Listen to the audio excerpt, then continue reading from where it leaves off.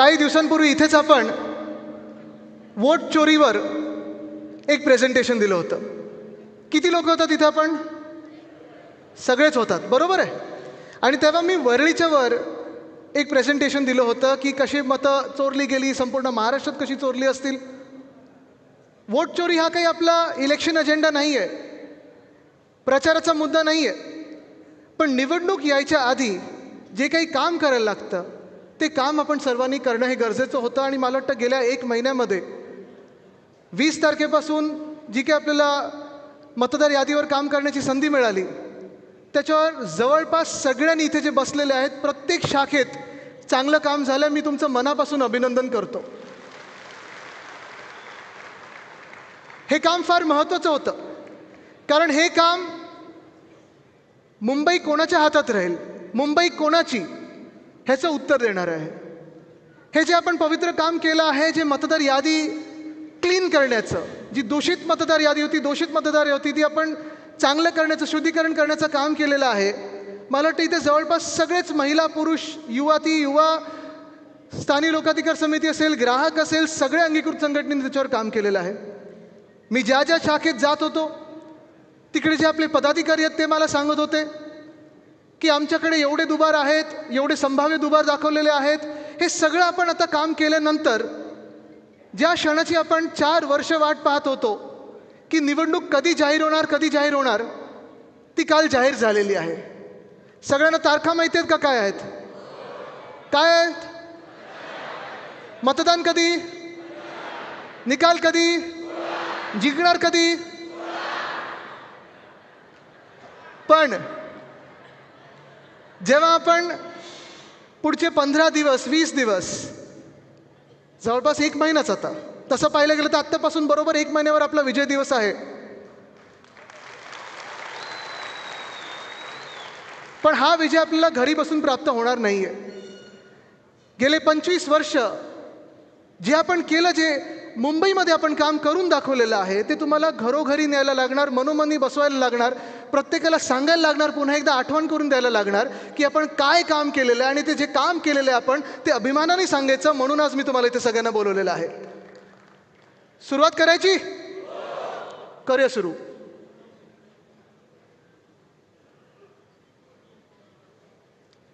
स्क्रीनवर दिसते ते ओळखता येतंय का? कुठे?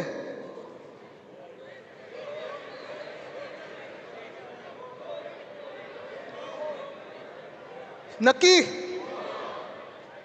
जिथे तुम्ही सगळे आत्ता बसलेले आहात ही तीच जागा आहे. लाईट बंद करा हे सगळे, म्हणजे हे दिसेल.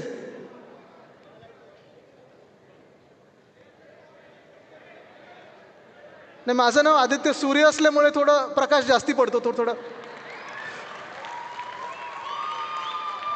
गंमत म्हणून घ्या ना, ते रील बनवतील कोणीतरी याच्यावर. थोडं लाईट कमी करायला पाहिजे. दिसतंय? अजून दिसतंय का? ठीक आहे. हीच ती जागा आहे जिथे वरळी कोविड सेंटर आपण सुरू केलं होतं. आपल्याला आठवत असेल, आपलं सरकार आल्या उद्धवसाहेब मुख्यमंत्री झाल्यानंतर साधारणपणे 3-4 महिन्यातच कोविड महामारी ही जगभरात आली. लॉकडाऊन आपल्याला लावायला लागला. सगळीकडेच एक प्रश्न होता की नक्की आपण ह्याची टक्कर देणार कशी, नक्की काय आपण करणार, लढणार कसं याच्याशी. आणि मला आठवतं त्याच वेळी असे काही आकडे भयानक होते की आम्हाला कोळीवाड्यात पहिला लॉकडाऊन लावायला लागला. कदाचित आपल्या देशातला पहिला लॉकडाऊन, किशोरीताई इथे आहेत, महापौर होत्या तुम्ही, देशातला पहिला लॉकडाऊन आपल्याला कोळीवाड्यामध्ये लावायला लागला.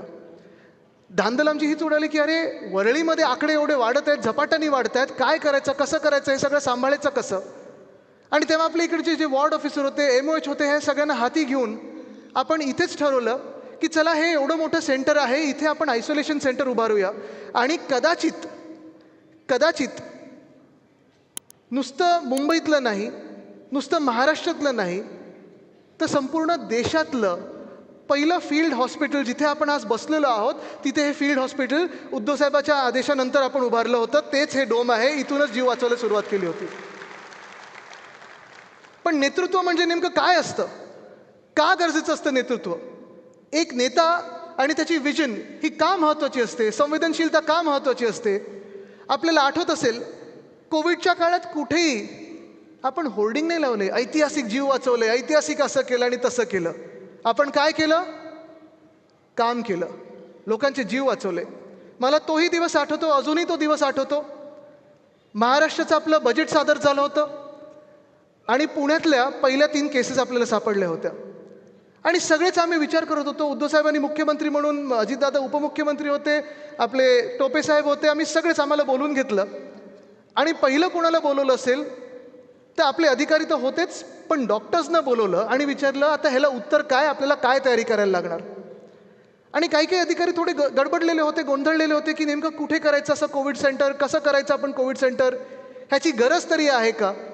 आणि उद्धव साहेबांनी पहिल्याच दिवशी त्यांना आदेश दिले, मला बाकी काही उत्तर नको आहे, तुम्हाला गेटवे ऑफ इंडिया तर गेटवे ऑफ इंडिया, BKC असेल तर BKC, कुठेही जागा शोधा, कितीही आकडे तुमच्याकडे, काही मॉडेल असू द्या, काही सर्वे केला असेल तुम्ही, मुंबईमध्ये फील्ड हॉस्पिटल करा आणि अशीच मुंबईमधली फील्ड हॉस्पिटल संपूर्ण महाराष्ट्रामध्ये करा. त्याचा परिणाम काय झाला? हे अर्थात लसीकरण आपल्याला खूप नंतर मिळालं, पण इकडे लसीकरण आपण केलं. पण हे जम्बो कोविड केअर असेल, आपले ICU असतील, हे सगळं. आणि तुम्हाला आठवत असेल कोविडच्या वेळी प्रत्येक घटकापर्यंत आपण पोहोचू शकलो होतो. त्यावेळी मला आठवतं मार्चमध्ये बँड्रा स्टेशनला, एप्रिलमध्ये खूप मोठी गर्दी उसळलेली होती, त्यांना घरी जायचं म्हणून. मायग्रंट लेबर जो आपल्याकडे असतो, कोणाला झारखंडला जायचं होतं, कोणाला बिहारला जायचं होतं, कोणाला तामिळनाडूला जायचं होतं, त्यांच्या गावी जायचं होतं. आम्ही तेव्हाचे रेल्वे मंत्री जे होते पियुष गोयल साहेब, त्यांना सतत फोन करत होतो की रेल्वे सुरू करा, त्यांना घरी जाऊ द्या, आत्ता आमच्याकडे महाराष्ट्रात केसेस नाही आहेत.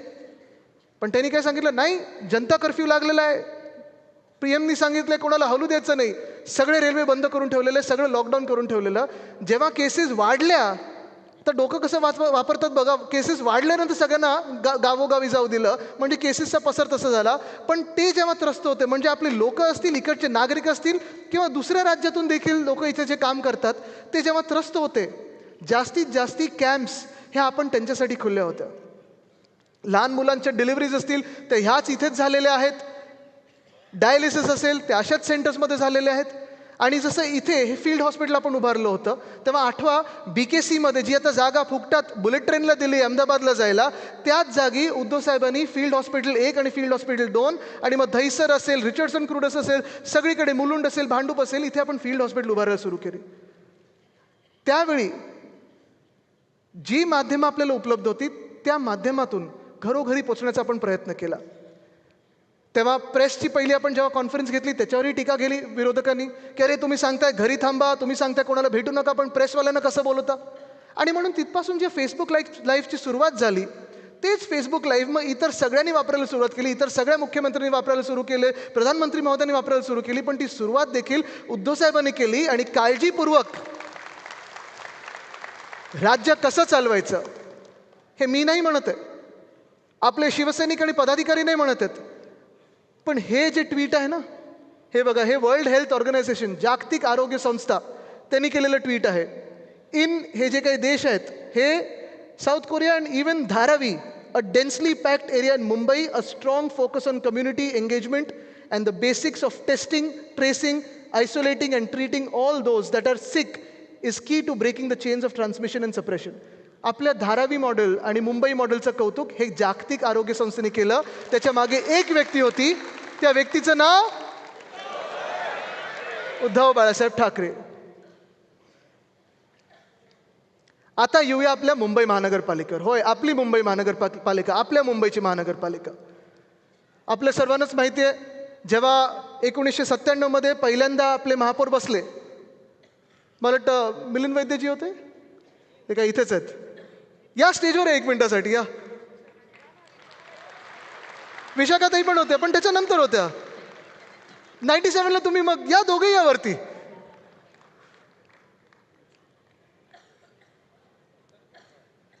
हा, मला वाटतं विशाखाताई पहिले होते. आम्हाला आठवतं आम्ही पहिलं जेव्हा महापौर बंगला जायचो तेव्हा ताई असायच्या तिथे. या ना, दोघे या. बघा, माहीमचं वर्चस्व आहे, बाकीच्या विभागांनी जरा दाखवलं पाहिजे. अच्छा, चला, माहीमच्या लोकांचा आवाज ऐकू द्या, टाळ्या वाजून ऐकू द्या. दादर,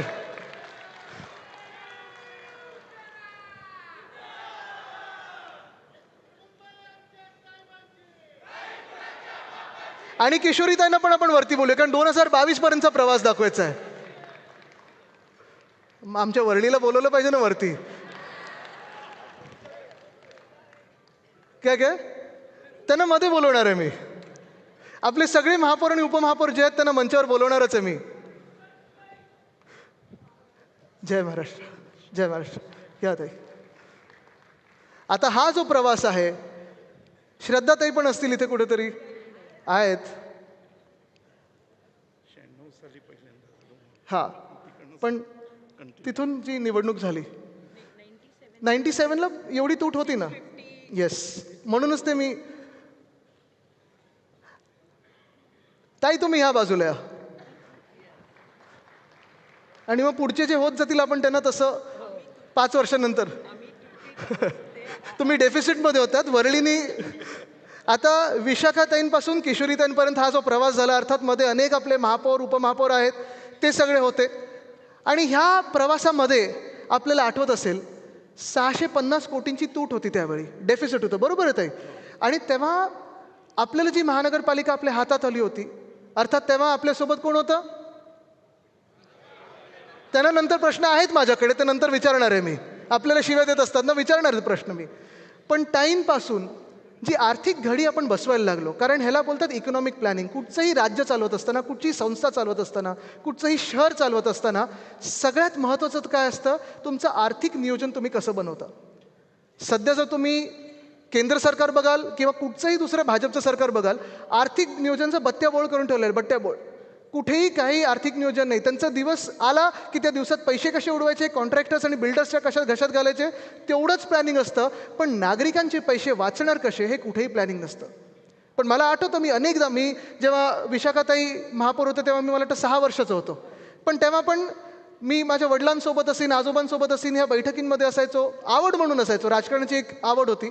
आणि त्या आवडीनिवडीमध्ये त्या सगळ्या बैठकींचा जो माझ्यावर एक परिणाम होत गेला किंवा त्याचं जे एक माझ्यावर इम्प्रेशन होत गेलं, हाच विचार आत्तापर्यंत आपण चालवत आलो पुढे, की कुठचंही काम मुंबईसाठी करत असताना ते पारदर्शक कसं असलं पाहिजे, 2 चांगल्या दर्जाचं कसं असलं पाहिजे, आणि 3 कुठचाही प्रश्न समोरून आला तरी उत्तर त्याचं आपल्याकडे चोख असायला पाहिजे आणि छाती ठोकून सांगायला पाहिजे की होय, आम्ही ते काम अभिमानाने केलं.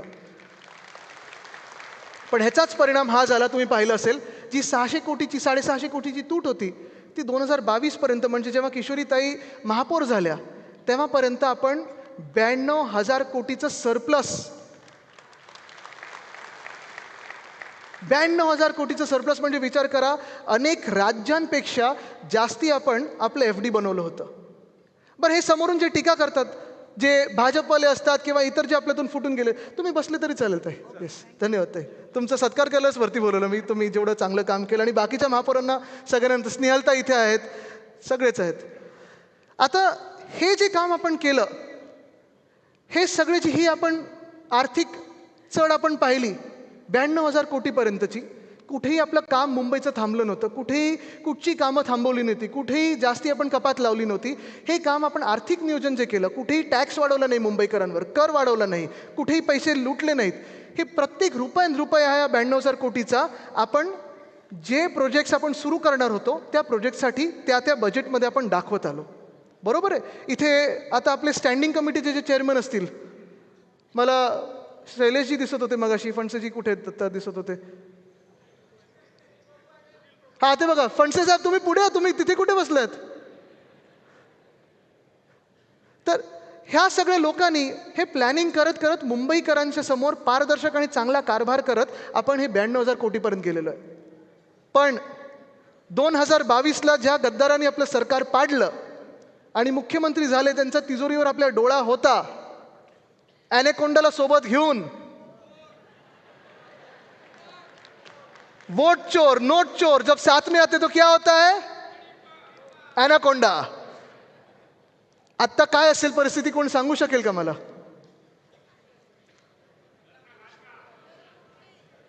तिजोरी आता राहिलेलीच नाहीये. तिजोरी साफ झाली, सपाट झालेली आहे. आणि दुर्दैवाने जेवढे ह्यांनी भ्रष्टाचार केलेत, जेवढे ह्यांनी घोटाळे केलेत गेल्या 2-2.5 वर्षामध्ये, त्याचा परिणाम हा झाला. तुम्ही पाहताय, रस्ते तर कुठेच दर्जेदार नाही आहेत, काही काम झालेलं नाही आहे. पण मुंबईचं आत्ता कमिटेड लायबिलिटी, म्हणजे जे आपण देणं लागतो ते 2.5 लाख कोटीवर पोचलेलं आहे. किती? 2.5 लाख कोटी. हे जेव्हा आपण बोलतो महानगरपालिकेचं देणं आहे, फक्त महानगरपालिकेचं देणं नसतं. हे सगळं आपल्या डोक्यावर येतं, कारण आपण करदाते आहोत, आपण कर भरत असतो, आपण मुंबईकर आहोत आणि आपल्या डोक्यावर एवढं आता कर्ज काय कमिटेड लायबिलिटी चढलेलं आहे, ह्याचा विचार देखील तुम्ही करणं गरजेचं आहे. पण आपण केलेली कामं ह्याच्यावर जरा येऊया आपण. कारण काय, फक्त टीका करून उपयोग नाही आहे. आपण काय काय काम केलं आहे हे देखील आपण सांगणं गरजेचं आहेच. पहिलं काम आणि सगळ्यात आवडतं काम माझं जे आहे ते शाळेंबद्दल मला बोलायचं आहे. शाळेंबद्दल प्रवास. हे दूर कुठचं सोडतात ते बंद करा. डान्स नाही चालू आहे कुठचं, बंद करा. शाळेंचा प्रवास. कारण हे जेव्हा आपण पाहतो 92,000 कोटी जरी आपलं FD असलं तरी आपण काय काय केलंय हे सांगणं गरजेचं आहे. आणि म्हणून पहिला आपण सुरू करूया शाळेचा प्रवास. मी तुम्हाला पैज लावून सांगू शकतो, आत्ताच्या आत्ता तुम्हाला पैज लावतो आणि सांगू शकतो, ती पैज हरायला देखील तयार आहे, पण हरू शकणारच नाही. कारण मुंबई महानगरपालिका ही कदाचित नुसतं महाराष्ट्रातली नाही, नुसतं देशातली नाही, कदाचित फक्त आशिया खंडातली नाही, पण जगातली एकमेव महानगरपालिका असेल ज्या महानगरपालिकेचं कर्तव्य पहिलं किंवा ड्युटी आपण ज्याला बोलतो ते प्राथमिक शाळा आहे, प्राथमिक शिक्षण आहे. बरोबर ना सुनील प्रभूजी? प्राथमिक शिक्षण म्हणजे आपल्याला बेसिक प्रायमरी शिक्षण हे द्यायचं आहे. पण जगात कुठेही नसेल असं अभिमानाने आपण सांगू शकतो की गेल्या 25 वर्षाच्या प्रवासामध्ये जो कायापालट आपण केला मुंबई महानगरपालिकेच्या शाळेंचा, 1235 शाळा ह्या फक्त आणि फक्त मुंबई महानगरपालिकेच्या असू शकतात. ते तुमच्या आणि आमच्या आपल्या शिवसेनेने केलेलं आहे. ह्या 1235 शाळेंमध्ये 3.25 लाख विद्यार्थी शिकतात. हे फक्त आणि फक्त तुमच्या आमच्या शिवसेनेने केलेलं आहे, आपल्या कामामुळे झालेलं आहे. पूर्ण हे शिक्षण विनामूल्य असतं, मोफत असतं, एक सुद्धा रुपया आपण घेत नाही. हे आपण काम केलेलं आहे, हे अभिमानाने सांगण्याची गरज आहे. ह्या शाळेंमध्ये 8 की 9 भाषांमध्ये शिकवलं जातं. मराठी आहे, इंग्लिश आहे, सेमी इंग्लिश आहे, हिंदी आहे, गुजराती आहे, उर्दू आहे, तमिळ आहे, तेलुगू आणि कन्नड आहे. आणि एवढंच नाही तर अर्थात 10वीपर्यंत आपण मराठी तर अनिवार्य केलंच होतं, जे ह्या सरकारने बदललं. पण उद्धव साहेबांनी अजून एक महत्त्वाची भाषा जी आपल्या शाळेंमध्ये आणली ती आणली टेक्नॉलॉजीची. हा जो फोटो आपल्याला दिसतो इथे माधुरीजी आहेत, इथे रमेश माशेलकरजी आहेत आणि उद्धव साहेब देखील आहेत. हा जो फोटो आहे मला वाटतं हा 2011 किंवा 12 सालचा आहे. श्रद्धाताई तुम्ही आहात, म्हणजे तुमच्या टर्ममधलं आहे. आणि हे काम जे आपण केलं ते व्हर्च्युअल क्लासरूमचं केलं. म्हणजेच काय तर राज्यात किंवा देशात आपल्या राईट टू एज्युकेशन आहे, पण राईट टू क्वालिटी एज्युकेशन, दर्जेदार शिक्षण आपण ह्याच माध्यमातून जवळपास 600 वर्गांना जोडलेलं आहे. जसं आज मी इथे उभा राहून आपल्याशी तर बोलतच आहे, पण ह्या मीडियाच्या माध्यमातून संपूर्ण मुंबईशी बोलत आहे, तसंच एक शिक्षिका किंवा एक शिक्षक एका स्टुडिओमध्ये उभं राहून दर्जेदार शिक्षण हे 600 वर्गांना एकत्र देऊ शकतो. हे आपण काम करून दाखवलेलं आहे. देशात कुठेही नसेल हे आपण काम करून दाखवलेलं आहे.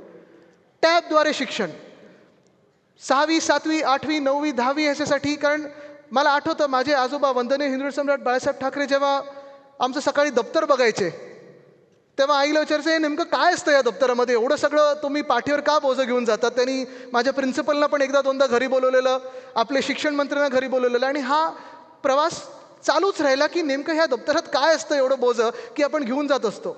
बरं 3-4 पायऱ्या चढायला लागतात, 3-4 मजले चढायला लागतात. पण उद्धव साहेबांनी त्याला उत्तर दिलं ते म्हणजे टॅबचं. पुन्हा एकदा 5 भाषा आपण वेगळ्या वेगळ्या शिक्षण हे डिजिटल केलं आणि डिजिटल शिक्षण देणारं कदाचित महानगरपालिका देशातली असेल ती एकमेव असेल आणि पहिली असेल ती म्हणजे आपली मुंबई महानगरपालिका आहे. अर्थात हे सगळं होत असताना मुंबईचं शिक्षण हे सुधारायचं कसं, एखाद्या पिढीला घडवायचं असेल, एखाद्या समाजाला पुढे न्यायचं असेल तर मी हे नेहमी उदाहरण देतो. 1997 जेव्हा UK युनायटेड किंगडममध्ये टोनी ब्लेअर हे पंतप्रधान बनणारच होते, त्यांनी विचारलेलं, तेव्हा मीडियाने त्यांना विचारलेलं की जर तुम्ही पंतप्रधान झालात तर तुमच्या पहिल्या 3 प्रायोरिटी कुठच्या असतील. आणि त्यांचं उत्तर काय होतं माहिती आहे का? पहिली प्रायोरिटी हे शिक्षण असेल, दुसरी प्रायोरिटी हे शिक्षण असेल आणि तिसरी प्रायोरिटी हेही शिक्षण असेल. कारण शिक्षणावरच देश घडत असतो. तर शिक्षण अजून आपण चांगलं कसं करू शकतो? वर्षानुवर्ष हे आपण ऐकत आलेलो आहे.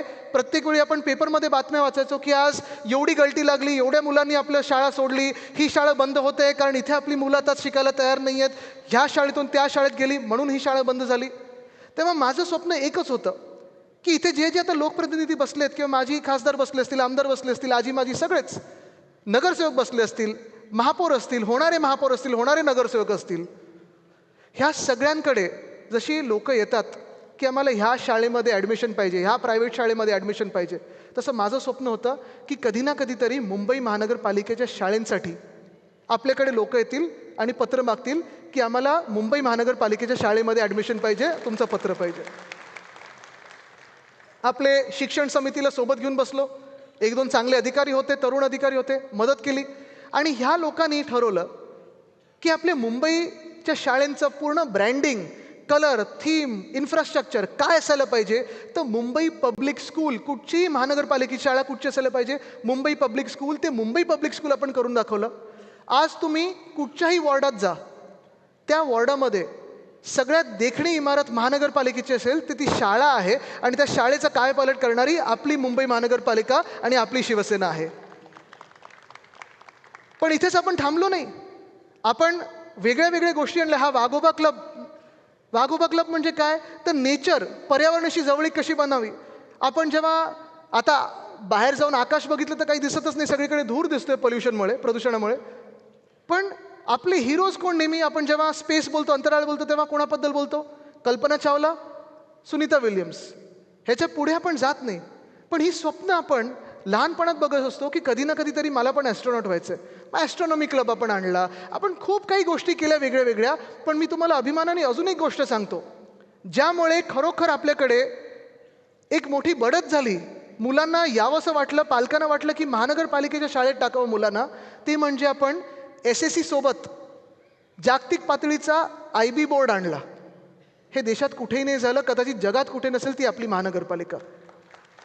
IGCSE बोर्ड आणला, परत जागतिक पातळीचा आहे. CBSE बोर्ड आणला, ICSE बोर्ड आणला. आणि हे सगळे आपल्या मुंबई महानगरपालिकेच्या ज्या शिक्षिका होते आणि शिक्षक होते त्यांना ट्रेनिंग देऊन पुन्हा त्याच लोकांना आपण वापरायला लागलो ह्याच्यात, त्यांनाच आपण चालना दिली. आणि हे तुम्ही अभिमानाने सांगू शकता की पहिल्या वर्षी 4000 आपल्याकडे सीट्स होत्या महानगरपालिकेमध्ये, 10,000 ॲप्लिकेशन आले, आपल्याला लॉटरी काढायला लागली. हे आपलं काम आहे, हे तुम्ही अभिमानाने लोकांना सांगितलं पाहिजे. जेव्हा भाजप विचारतं ना की तुम्ही काय केलं, अर्थात शिक्षणाचा आणि त्यांचा काडी मात्र संबंध नाही आहे, पण हे जरा त्यांना सांगा हे आम्ही केलेलं आहे. चला पुढे वळूया. जसं प्राथमिक शिक्षण हे महानगरपालिकेचं काम असतं, तसं प्राथमिक आरोग्य देखील, बेसिक प्रायमरी हेल्थकेअर सेंटर हे महानगरपालिकेचं काम असतं. तुम्ही कुठचीही महानगरपालिका घ्या, कुठच्याही आपल्या राज्यामध्ये जा, इतर राज्यांमध्ये जा, तुम्ही जर विचाराल की तुमचं महानगरपालिका म्हणून काम काय, तर नाही, आमचं प्राथमिक आरोग्य केंद्र आम्ही तेवढंच चालवतो, प्रायमरी हेल्थकेअर चालवतो, त्याच्या पुढे आम्ही करत नाही, हे तुम्हाला सांगेल. पण पुन्हा एकदा मी इथे बेट लावायला तयार आहे, पैज लावायला तयार आहे. आता आचारसंहितेत ते बसतं की नाही मला माहीत नाही, तर आपण आचारसंहितेनंतर लावूया.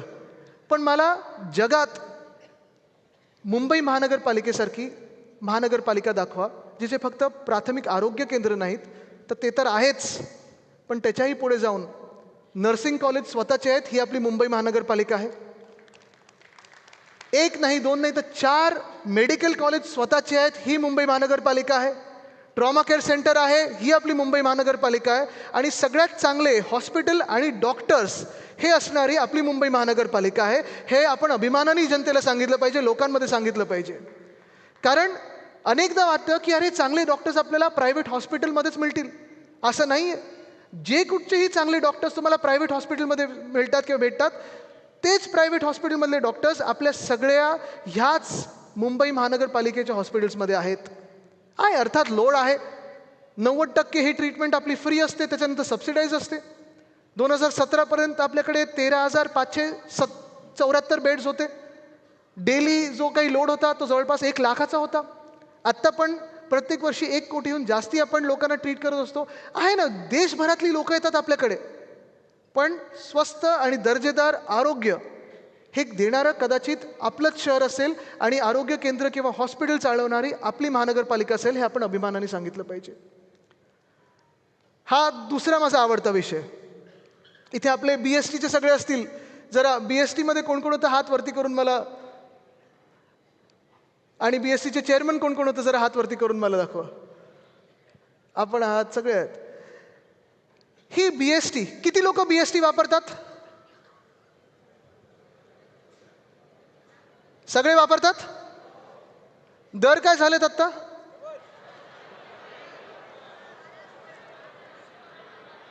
ऐकून येते? Double, triple.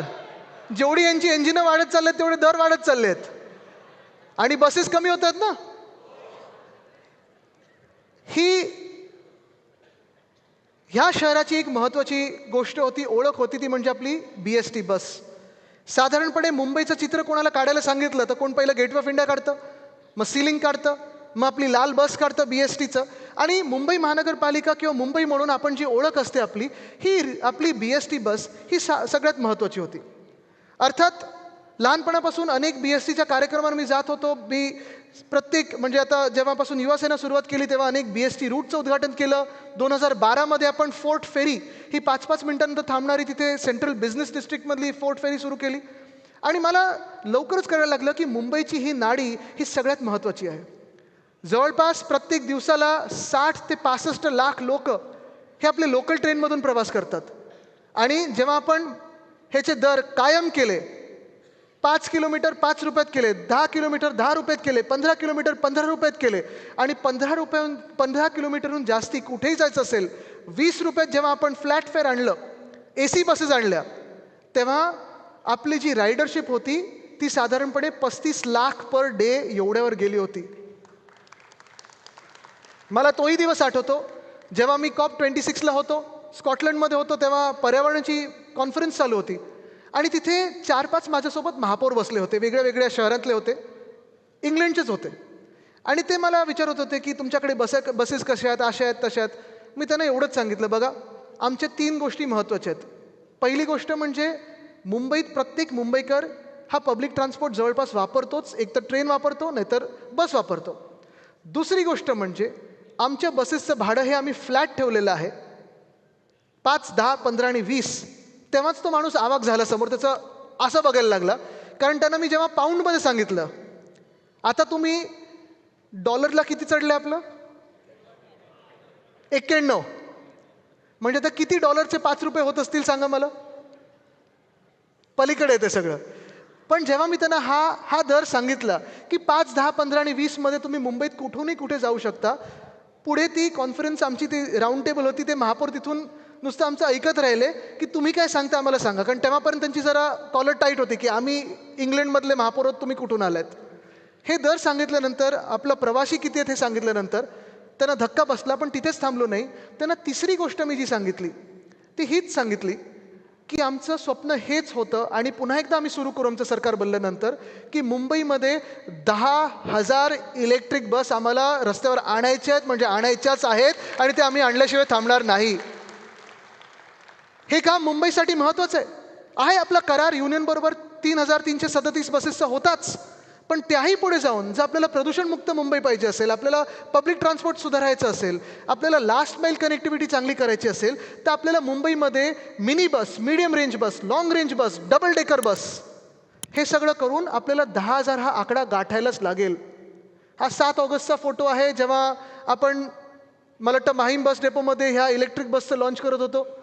तेव्हा ग्रॅच्युटी पण जी अनेक वर्ष थांबली होती BST कामगारांची, ती आपण दिली होती.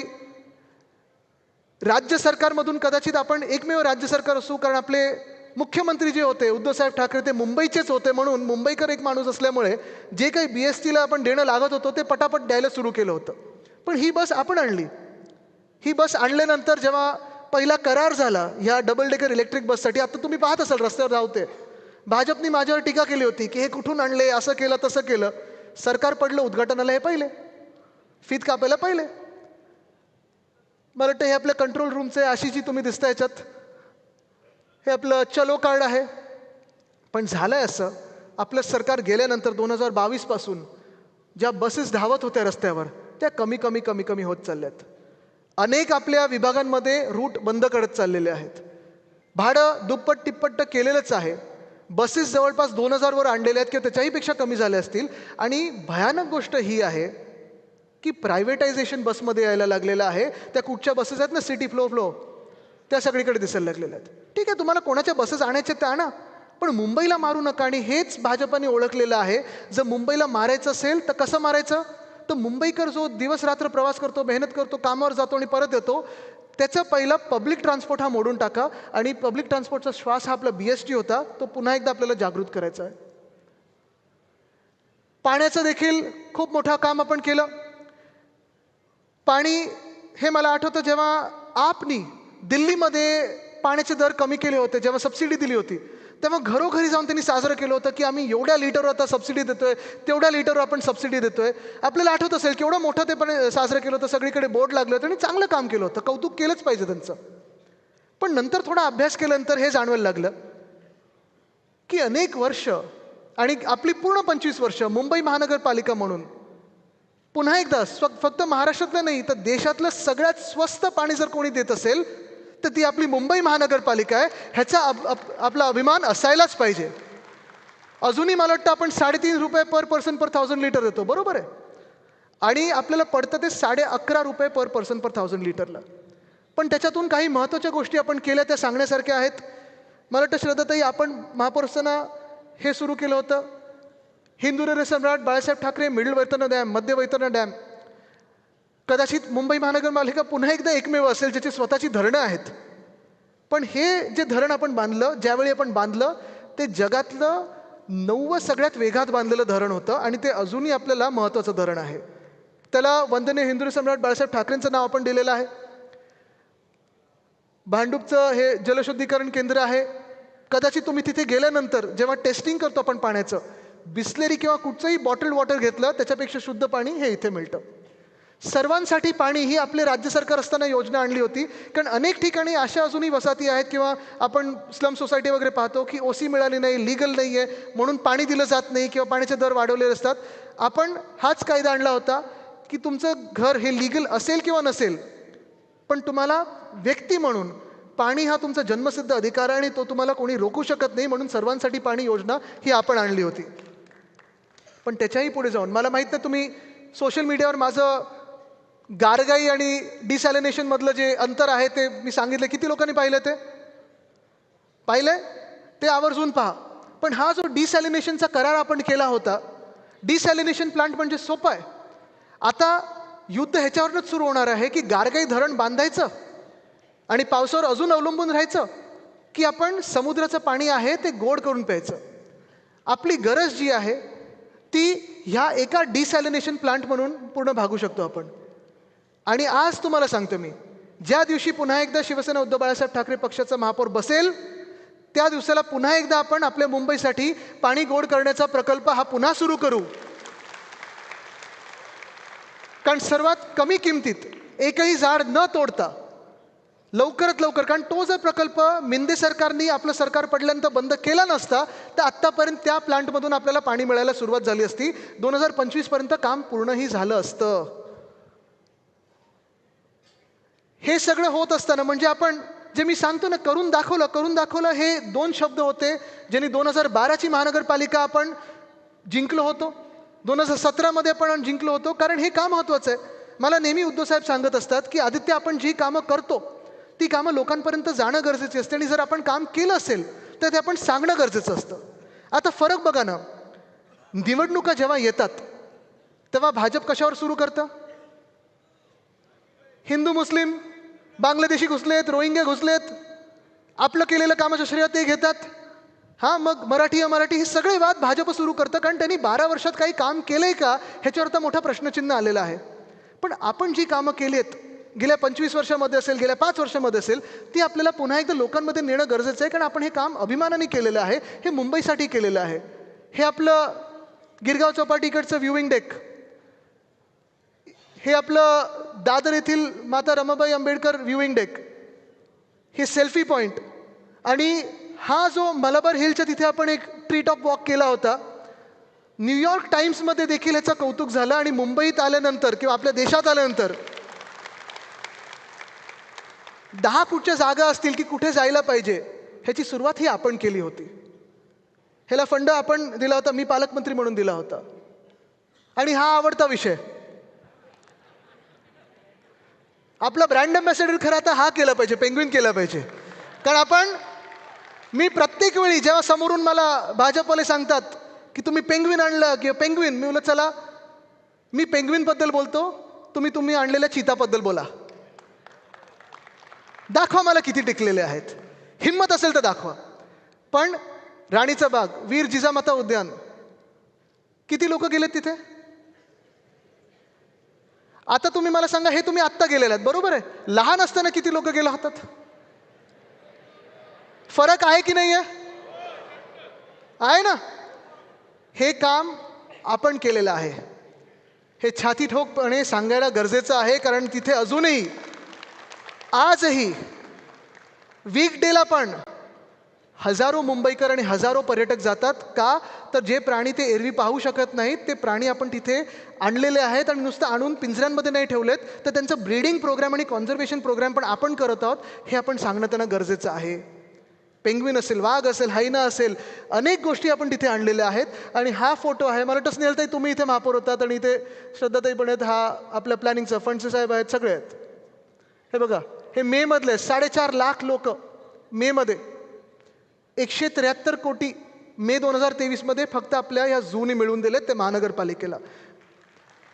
म्हणजे एका बाजूला आपण अशी कामं केली जी आपण दाखवू शकतो अभिमानाने, एका बाजूला आपण अशी कामं केली ज्याच्यातून आपल्या महापालिकेचं उत्पन्न वाढलेलं आहे, आणि दुसऱ्या बाजूला मिंदी असतील, भाजप असतील, त्यांची काळी कामं आहेत जिथे फक्त आवडते बिल्डर आणि लाडके कॉन्ट्रॅक्टरना पैसे गेलेले आहेत. मुंबईची तिजोरी साफ केलेली आहे. पुढे जाऊया आपण. हे पर्यावरणासाठी आपण काय काय केलं, तर अर्थात हे आरेमधलं आपण 800 एकर जंगल आपण वाचवलं. गोराईमध्ये एक मॅनग्रोव्ह वॉक, कांदळवनात वॉकवे आपण निर्माण केलेला आहे.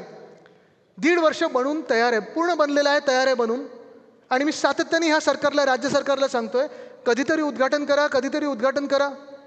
चुकून त्याला हेरिटेजचा टॅग लागेल, पुरातनचा टॅग लागेल, पण तिथे कांदळवनात खूप चांगलं एक आपण वॉकवे चालू केलेला आहे. आपण जवळपास महाराष्ट्रामध्ये हा रेकॉर्ड असेल, कारण एक काळ असा होता, मुख्यमंत्री म्हणून उद्धव साहेबांकडे फॉरेस्ट मिनिस्ट्री आणि माझ्याकडे पर्यावरण खातं, एकत्र येऊन आपण आपल्या महाराष्ट्रामध्ये 11 महिन्यामध्ये जवळपास 15,500 हेक्टर मॅनग्रोव्हला आपण संरक्षण दिलं आहे. पूरमुक्त मुंबईकडे वाटचाल.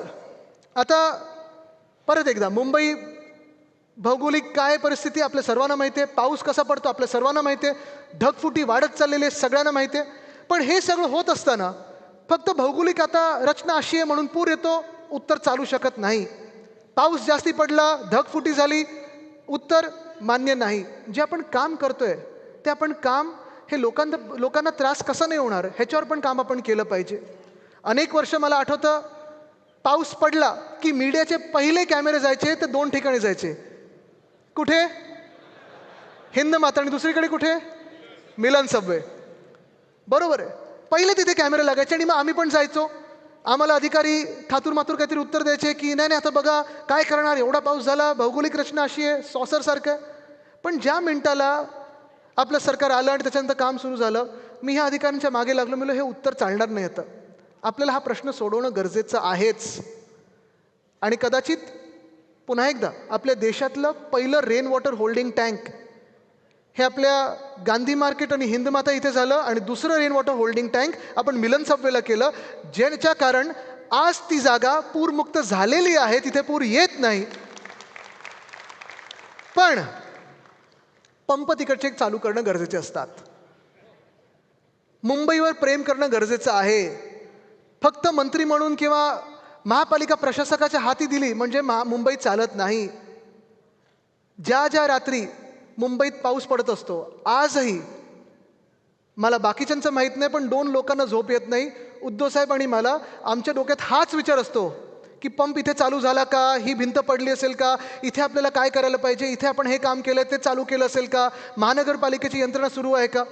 पण गेल्या 2 वर्षामध्ये असं काही सगळं हे जॅम करून ठेवलेलं, बंद करून ठेवलेलं आहे की उत्तर द्यायला कोणी अधिकारीच नसतो, कारण कोणाला पडलेलीच नाही आहे. आणि म्हणून मी जे नेहमी सांगतो की मुंबईवर प्रेम करणारं कोणीतरी ते असायला पाहिजे. जे आपले महापौर पण होते आधी सगळेच रात्री 3 वाजता 4 वाजता अशा पावसाळ्याच्या दिवशी फोन केला तरी फोनवर यायचे आणि सांगायचे आम्ही तिथे पोहोचत आहोत, आपले अधिकारी पोहोचतात आणि आमचं काम तिथे चालू आहे. आज देखील मी तुम्हाला सांगतो, जेव्हा हिंदमाताला मागच्या वर्षी म्हणजे ह्या वर्षी पाऊस पडला, मी गेल्यानंतर तिथे मला धक्का बसला. सगळी यंत्रणा तिथे जी आपण बसवली होती की पूरमुक्त करायला ती तशीच्या तशी आहे. पंप आले होते पण महापालिकेचं कारण काय? साहेब डिझेलच आलं नाहीये आणि म्हणून पाणी भरलं, म्हणून तिकडच्या दुकानात पाणी गेलं. ही कारणं जी देतात ना, हे मुंबई विरोधी आहेत आणि हे आत्ता प्रशासन आपलं चालवतात. हे आपल्याला बदलायचं आहे. चला पुढे जाऊया.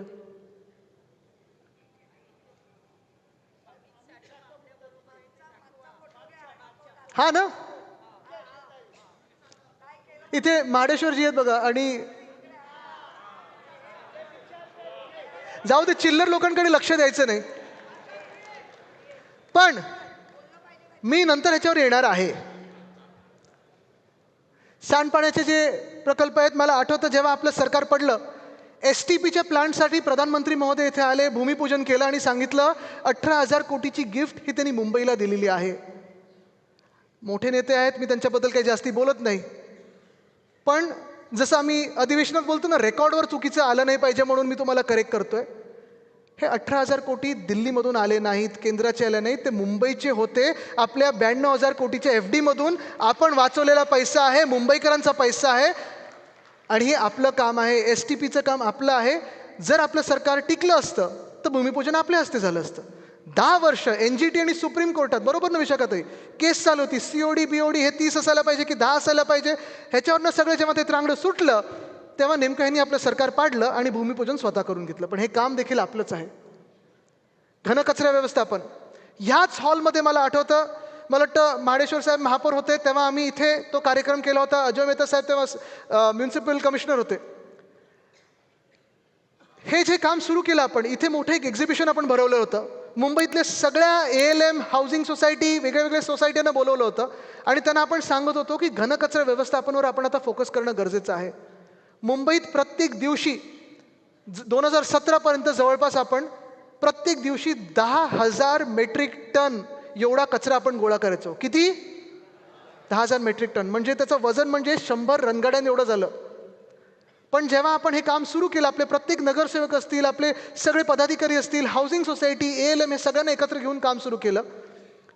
त्या कामानंतर 2019पर्यंत 2020पर्यंत आपण 10,000 मेट्रिक टनवरनं ते कचऱ्याची जी प्रत्येक दिवसाची हे होतं कलेक्शन, ते 6,000 मेट्रिक टनवर आपण आणू शकलो होतो. 6,000 मेट्रिक टन. एक चांगलं आपल्याला त्याला चालना मिळाली होती, एक मोमेंटम मिळाला होता. मुंबईमध्ये आपण अनेक ठिकाणी, इथून जर तुम्ही बाहेर पडलात तर जिथे वेलिंग्टनचं गार्डन आहे मोठं, तिथे आपण सगळे स्ट्रीट लाईट्स हे ह्याच कचऱ्यावरनं निर्माण करत होतो. इलेक्ट्रिक चार्जिंग पॉईंट्स गाड्यांसाठी आपण ह्याच कचऱ्यामधून करत होतो. अनेक ठिकाणी अशी मुंबईत निर्माण झाली होती जिथे आपण वीज निर्मिती देखील लोकलाइज ह्या वेस्ट टू एनर्जी प्लांटमधून करत होतो. पण आजची मुंबईची परिस्थिती काय? मला तुम्ही सांगा, खरं खरं सांगा, मुंबईमध्ये गल्लोगल्ली जो कचरा दिसतोय तो दररोज उचलला जातोय का? जसं आपल्या वेळी आपण सगळीकडे आपण पाहायचो की कचरा कुठेही तसा ढिगारा दिसायचा नाही, तो ढिगारा आता दिसतोय ना.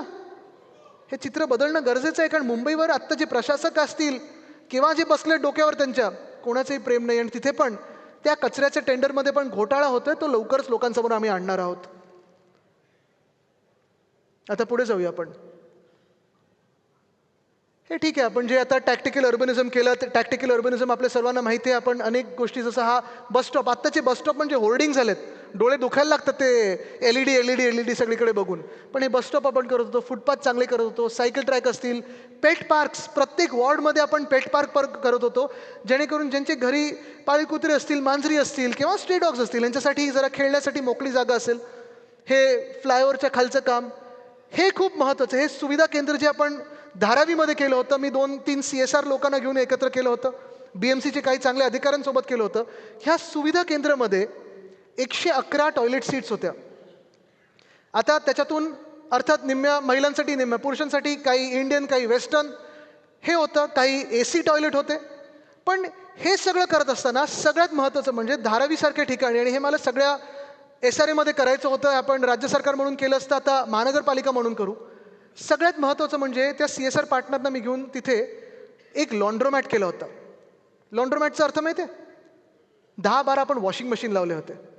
कारण आपण पाहतो की ह्याच ठिकाणून महिला अनेक ठिकाणी घरकाम करायला जातात, आपल्या कामावर जातात, वेगळ्या वेगळ्या ठिकाणी शहरात फिरत असतात. मग त्यांचं काम ह्याचा वेळ असेल, घरी जेवण बनवण्याचा वेळ असेल, कपडे धुण्याचा सगळं बोज असेल, किंवा मुलांना त्यांच्या शाळेसाठी किंवा इतर गोष्टींसाठी सगळं काही वजन, सगळं काही पूर्ण प्रेशर हे महिलांवरच पडतं. आणि ते प्रेशर कमी करण्यासाठी आपण वॉशिंग मशीन ह्याच्यात लावले होते, जेणेकरून महिलांनी तिथे वॉशिंग मशीनमध्ये कपडे दिले की संध्याकाळी त्यांना काम कमी करून हे सगळे कपडे मिळायचे. महिलांसाठी देखील आपण एवढ्या खोलावर जाऊन विचार करत होतो. आज दिल्लीची परिस्थिती बघताय, तिथे काही बघायलाच नाहीये. मेसी गेला, मेसी दिसला नाही. लोक सेल्फी पण काढू शकले नाहीत. पण हे सगळं होत असताना मुंबई आणि महाराष्ट्र एकमेव राज्य होतं आपल्या काळामध्ये. मुंबई क्लायमेट ॲक्शन प्लॅन हा आपण केला होता. मुंबई हवामान बदल कृती आराखडा आपण केला होता. त्याच्यात इलेक्ट्रिक बस असतील, इलेक्ट्रिक गाड्या असतील, इलेक्ट्रिक धोरण असेल, कचरा व्यवस्थापन असेल, नद्यांसाठी आपण करत होतो. दहिसर, पोईसर, ओशिवारा नदी असेल, मिठी नदी असेल, ह्या सगळ्यासाठी जे आपण काम करत होतो हे या मुंबई क्लायमेट ॲक्शन प्लॅनमध्ये होतं. आणि हा क्लायमेट ॲक्शन प्लॅन पारदर्शक होता, खरा होता. अजूनही तो त्यांच्या वेबसाईटवर आहे. आणि अजूनही जर त्याच्यावर काम केलं तर प्रदूषणमुक्त मुंबई हे आपण करू शकतो. हे देखील तुम्ही लक्षात घेणं गरजेचं आहे.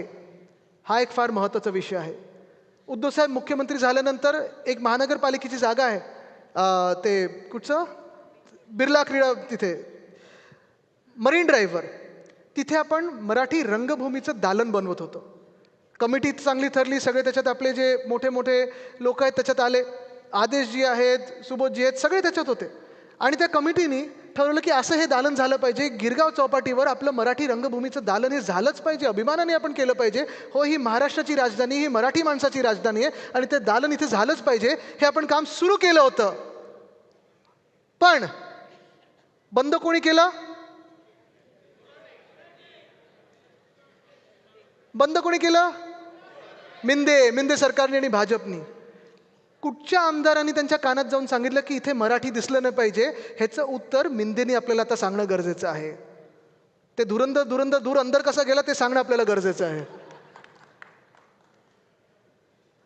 आता काही महत्त्वाच्या गोष्टींकडे आपण येऊया. कारण शेवटाकडे मोठ्या मोठ्या गोष्टी, मोठ्या मोठ्या घोषणा, भाजपसारखं बडी बडी बाते नाही, जे काम केलं तेवढंच सांगणार आहे. पण मुंबई महानगरपालिका आपल्या हातात असताना आणि उद्धवसाहेब मुख्यमंत्री झाल्यानंतर, मुंबईकर मुख्यमंत्री झाल्यानंतर आपण काय काय केलं? तर पहिला निर्णय जो आपण घेतला तो म्हणजे 500 स्क्वेअर फुटापर्यंत ज्यांची ज्यांची घरं आहेत त्याच्यावरचा प्रॉपर्टी टॅक्स आपण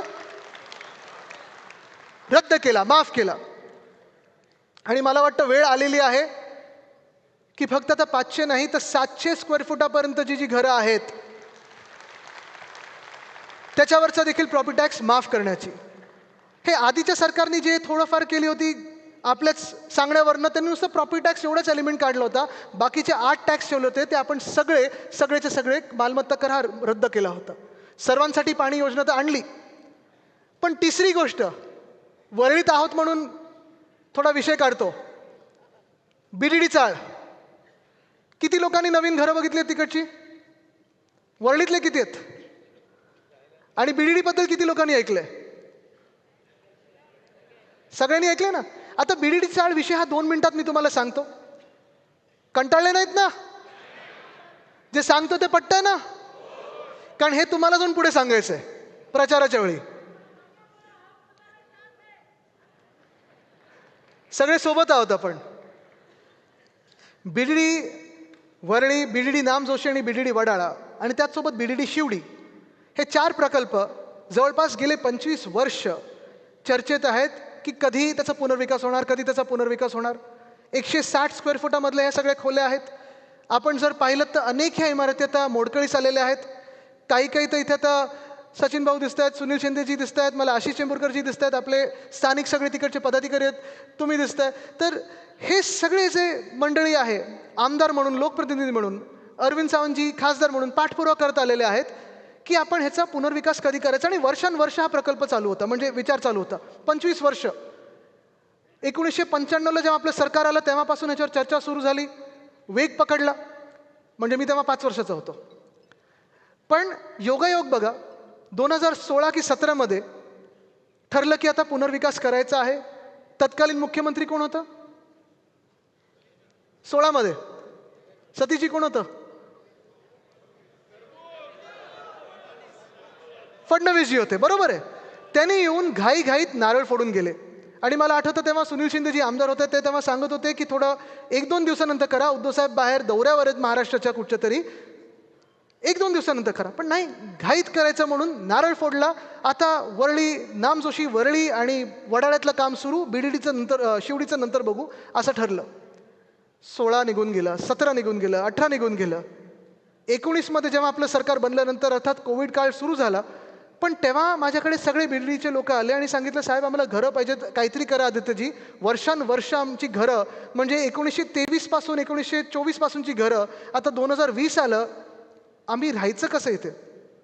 आणि म्हणून 1 ऑगस्ट 2021ला जे आपण काम सुरू केलं, मी अभिमानाने तुम्हाला सांगू शकतो 3 वर्षात पहिला टप्पा त्याचा पूर्ण झाला. आणि चावी वाटप होत असताना देखील सगळ्यांच्या तोंडावर एकच नाव होतं. ते नाव कोणाचं? उद्धव बाळासाहेब ठाकरे. शिवडी बीडीडीचं आम्ही केंद्रीय मंत्र्यांना जाऊन भेटून आलो. त्यांना हेच सांगितलं, तुम्ही म्हाडाचंच मॉडेल वापरा, त्याचा देखील पाठपुरावा चालू आहे. पण बीडीडी चालचं काम हे आपण केलेलं आहे, त्याला चालना आपण दिलेली आहे आणि खऱ्या अर्थाने त्याची वचनपूर्ती जी आहे ती आपण केलेली आहे. होय, आपणच केली, हे लोकांना तुम्ही सांगणं गरजेचं आहे. पागडीवाल्यांसाठी देखील आपण, जे पागडीत राहतात, सेस प्रॉपर्टीमध्ये राहतात, ह्यांच्यासाठी देखील 79A 79B कायदा आणला होता. त्याच्यावरनं आत्ता तर आम्ही अधिवेशनात मी आणि अजय चौधरीजींनी केवढं बोललेलो आहोत. महेश सावंतजी आहे तिथे, मनोजजी पण बसलेले आहेत. आम्ही त्याच्यावर सातत्याने बोलत आलेलो आहे. पण त्यांची देखील आपल्याला पूर्ण साथ द्यायची आहे आणि त्यांना देखील तिकडे टेनंट म्हणून हा दर्जा मिळेपर्यंत आपली लढाई थांबत नाही, हे लक्षात ठेवून आपण काम करणं गरजेचं आहे. चला पुढे जाऊया. काय काय कामं आपण उद्धवसाहेब मुख्यमंत्री म्हणून असताना केली होती? तर वरळी शिवडी कनेक्टर, मला आठवतं पुन्हा एकदा जानेवारी 2021मध्येच मला वाटतं आपण ह्याचं भूमिपूजन केलं. जानेवारी 2021 ते जुलै 2022 48% काम पूर्ण केलं. किती? 48. आणि नंतर 2024चं जेव्हा बजेट सादर होत होतं तेव्हा अधिवेशनात मी बसलो होतो आणि उपमुख्यमंत्री, वित्तमंत्री आकडे सांगत होते आणि त्यांनी नंतर आकडा सांगितला की आता जुलै 2022 पासून 24पर्यंत किती टक्के काम पूर्ण झाले असेल? 57%. हे यांचं गतिमान सरकार आहे. म्हणजे आपल्या वेळी 48% एका वर्षात, 1.5 वर्षात, आणि ह्यांच्या 2.5 वर्षाच्या काळामध्ये फक्त 9% काम पूर्ण केलं. अटल सेतूचं काम, पहिल्या गर्डरपासून आपण जे काम सुरू केलं, प्रत्येक महिन्याला माझ्यासोबत मीडिया देखील यायची. प्रत्येक महिन्यात आपण जायचो, तिथे भेट द्यायचो, त्याचा आढावा घ्यायचो, काही अडलं असेल तर ते सोडवण्याचा प्रयत्न करायचो. आपल्या वेळी 82% काम, जवळपास त्याच्याहून पेक्षा जास्ती 85% काम पूर्ण झालं होतं. कोविड काळात धारावी पॅटर्नचं तर कौतुक झालंच झालं. आता सगळ्यात महत्त्वाचा विषय, कोस्टल रोड. कारण जे मी आजचा कार्यक्रम घेतला त्याचं कारणच हे आहे. मध्यंतरी मी 2-3 इंटरव्ह्यूज पाहिले. मुख्यमंत्र्यांनी इथेच एक कार्यक्रम घेतला, तरुण मुलामुलींच्या सोबत घेतला, कॉलेजच्या मुलामुलींसोबत घेतला आणि त्यांनी जवळपास सगळीकडे कोस्टल रोडचं क्रेडिट हे घेण्याचा प्रयत्न केला. कोस्टल रोड एक महत्त्वाकांक्षी आपली विजन होती. मला आठवतं जेव्हा वांद्रा ते नरिमन पॉईंट हे जे स्वप्न माझ्या आजोबांनी पाहिलं होतं, वंदनीय हिंदुराव सम्राट बाळासाहेब ठाकरेंनी पाहिलं होतं, सी लिंक हा पहिला टप्पा, त्याचा आपलं सरकार तेव्हा पडलं होतं. 99 साली त्यांनी भूमिपूजन केलं. त्याच्यानंतर सरकार पडलं, 10 वर्ष लागली, सी लिंक वरलीपर्यंत झालं. 2013मध्ये उद्धव साहेबांनी घोषणा पहिली केली की मुंबईसाठी आम्ही कोस्टल रोड करणार आहोत. 3 घोषणा त्यांनी 2013च्या जुलैमध्ये केल्या होत्या. पहिली घोषणा त्यांनी केली ती कोस्टल रोडची, की दहिसरपर्यंत, नरिमन पॉईंट ते दहिसर कोस्टल रोड हा आपण करू सरकार आल्यानंतर. 2014मध्ये आपलं सरकार येणार होतं, तेव्हा उद्धव साहेबांनी ही घोषणा केली होती. दुसरी घोषणा म्हणजे मुंबईचं जे ईस्ट कोस्ट आहे, जवळपास 950 एकर आहे, तिथे चांगला एक शाश्वत विकास करू. आणि तिसरी गोष्ट म्हणजे रेसकोर्सला सेंट्रल पार्क करू. जे काल मिंदेंनी प्रेझेंटेशन दिलं, ते प्रेझेंटेशन पण चोरलं आपलं, स्वतःचं काही ठेवलंच नाही या धुरंधरनी. तर धूर आत जाऊन खोकला आणि विचार पण खोकला. पण हे तिन्ही गोष्टी आपण केल्या होत्या. पण तेव्हा जेव्हा मुख्यमंत्री महोदयांनी सांगितलं की हे जे कोस्टल रोड ते आम्ही केलं, मग हे केंद्रीय मंत्री आहेत ते पण बोलले ये टनल जो देख रहे हो कोस्टल रोड का वो हमारे देवा भाऊ ने किया है. मुंबईतलेच मंत्री आहेत ते. खोटं बोलायचं कसं हे भाजपकडून शिकावं. पण आज मी हात जोडून भाजपला एकच विनंती करत आहे. मुंबईत अनेक कामं आम्ही केलेली आहेत. ती कामं लोकांसमोर आहेत. ती कामं कोणी केलेत हे मुंबईकरांना माहिती आहे. मग BDD असेल, कोस्टल रोड असेल, धरणं असतील किंवा सगळी जी उद्यानं असतील, अजून काही काही झू वगैरे, हे सगळी कामं आम्ही केलेत. तुम्ही आमच्या कामाचं क्रेडिट घेऊ नका आणि आम्ही तुमच्या कामाचं क्रेडिट घेणार नाही. आणि हे आपण तंतोतंत पाळलेलं आहे आत्तापर्यंत. तुम्ही मला सांगा ना, नोटबंदीचं क्रेडिट कधी आपण घेतलंय का? रुपया पडतोय त्याचं क्रेडिट आपण घेतलंय? प्रदूषण वाढतंय त्याचं क्रेडिट आपण घेतलेलं आहे? बेरोजगारी वाढते त्याचं क्रेडिट आपण घेतलंय? Smart India, fit India, hit India, skill India वगैरे जे काही त्यांनी केलं त्याचं क्रेडिट आपण घेतलंय?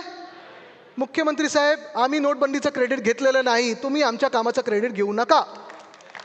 मुख्यमंत्री साहेब, आम्ही रुपयाचं क्रेडिट जो पडतोय त्याचं क्रेडिट घेतलं नाही. तुम्ही आमच्या कामाचं क्रेडिट घेऊ नका. तुमचे सगळ्या ज्या फेल्ड स्कीम्स आहेत त्याचं आम्ही क्रेडिट घेतलेलं नाही आहे. तुम्ही आमच्या कामाचं क्रेडिट घेऊ नका.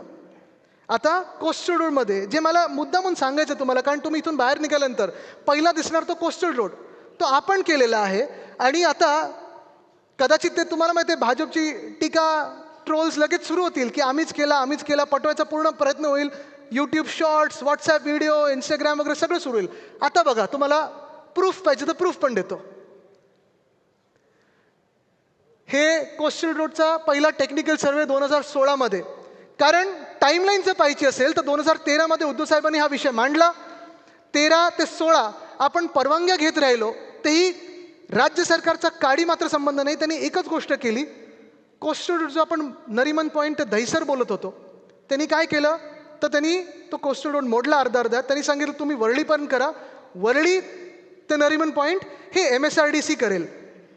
2014 पासून MSRDCचे मंत्री कोण होते? त्याचा पण सोक्षमोक्ष लावूया ना आज आपण. त्या कोस्टल रोडचा कोण होता? मिंदे. आता 2014 पासून 2025 संपत आलेला आहे. किती टक्के काम झालंय? भोपळा. पण कॉन्ट्रॅक्टर 3दा बदललेले आहेत. एस्केलेशन कितीतरी पटीने झालेलं आहे. आणि हेच मी सांगतो सातत्याने की जर तुमचं काही योगदान या मुंबईमध्ये असेल, भाजप आणि मिंदेंचं, ते फक्त मुंबईची तिजोरी लुटण्यामध्ये होतं. बाकी शून्य कॉन्ट्रीब्युशन आहे तुमचं. काही तुम्ही इथे काम केलेलं नाही आहे. मी जसं तुम्हाला आज प्रेझेंटेशन दिलेलं आहे तसं इथेच भाजपने आपल्या सर्वांना बोलवावं आणि काय काम केलं ते दाखवावं.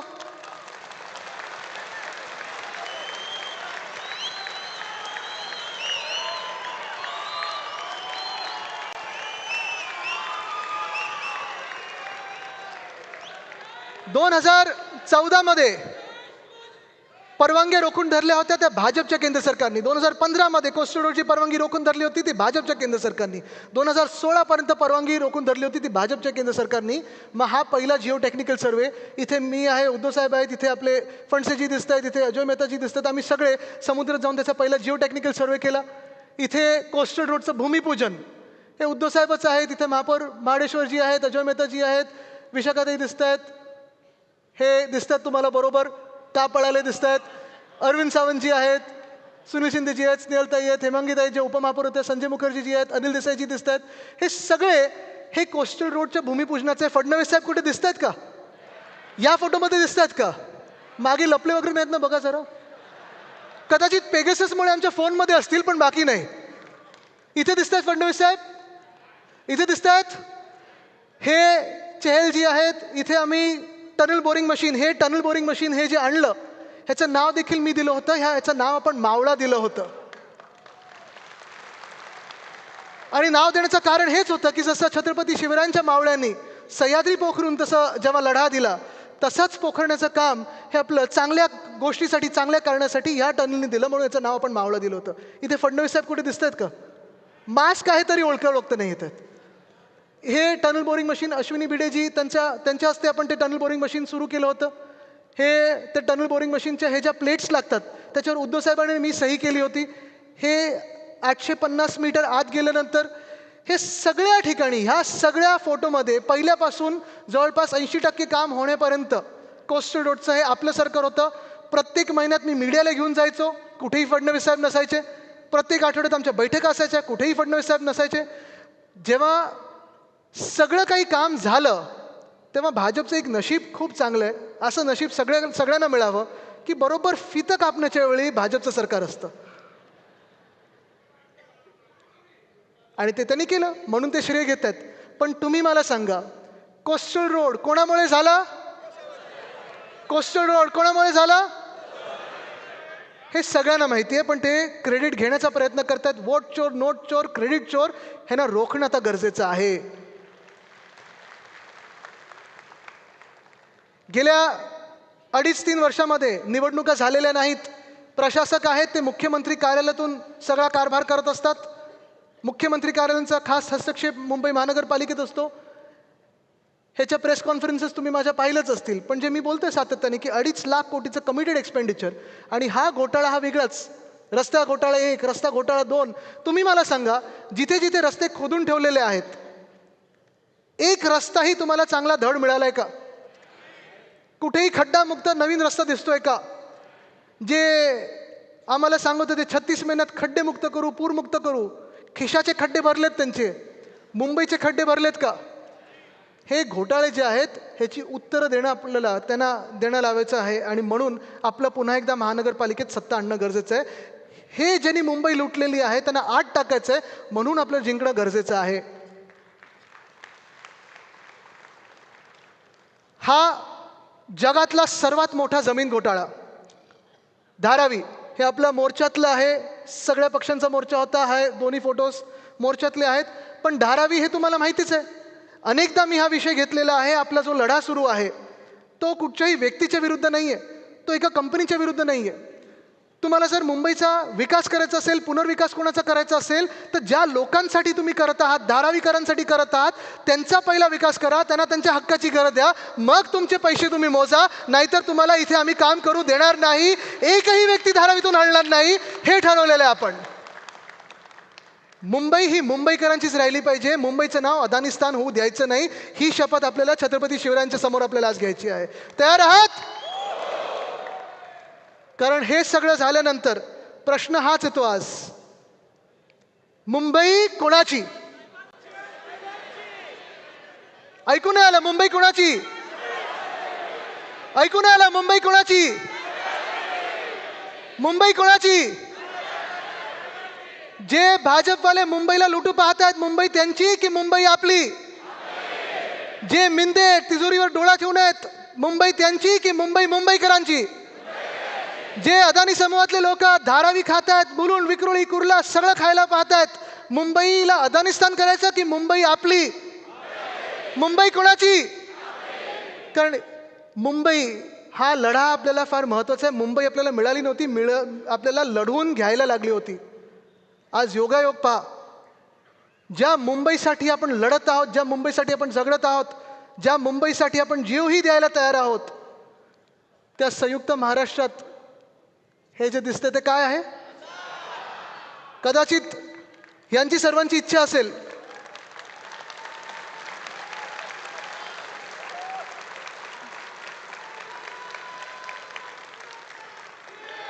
कदाचित या सर्व महापुरुषांची इच्छा असेल, या दैवतांची इच्छा असेल की हीच मशाल शिवसैनिकाच्या हातात येऊन मुंबई वाचवण्याची ही वेळ आलेली आहे.